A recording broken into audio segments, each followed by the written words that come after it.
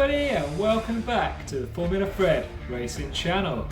Now today we're going to be looking at the Brazilian Grand Prix, or as we're meant to call it now, the Sao Paulo Grand Prix. I think you'll agree with me that this one's the one that when the calendar comes out every year, every race fan is searching for it, the date, bang, that's the one. Right, I'm making my whole weekend free. And since they brought in the sprint, it's just made it even better, hasn't it? We'll be looking at my predictions and seeing what I think's going to happen. So before we get down to that, like, subscribe, you know, all that good stuff. So without further ado, let's get on with the show. Prime performer this week, we're going for Mr. Redemption at the moment. No, not Sergio Perez, even I'm not that crazy. George Russell, he's had a hard time with it the last few weeks, but he won this race last time out. He's performed well here in the past, and that Mercedes is cooking now. So I think, yeah, he's going to be back, and he's going to have a great weekend. Mr. Underwhelmer.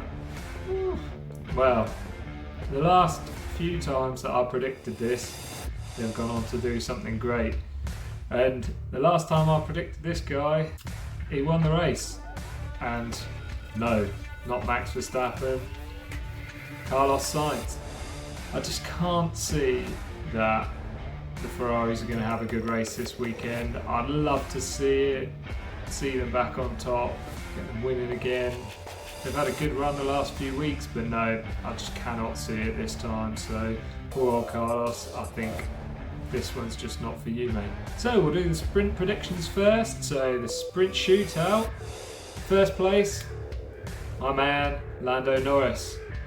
I think he's seen his teammate do well in the sprints, and this track is just going to suit the car, so I can see him doing something special this time. Sprint winner, and yeah, gone for him again, Lando Norris. First win in Formula 1. Win.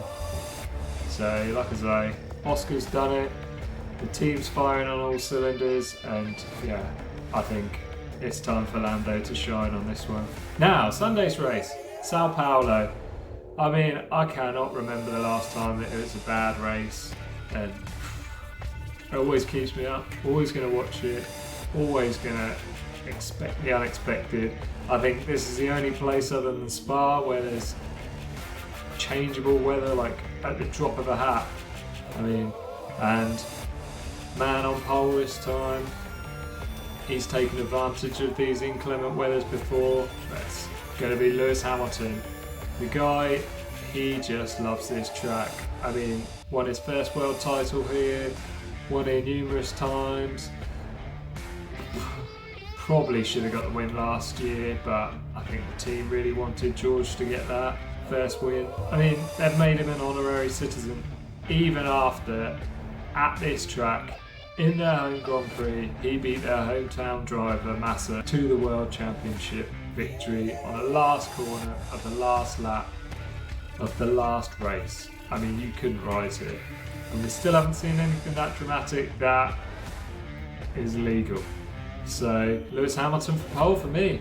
On to my predictions for the main race then. Top 3.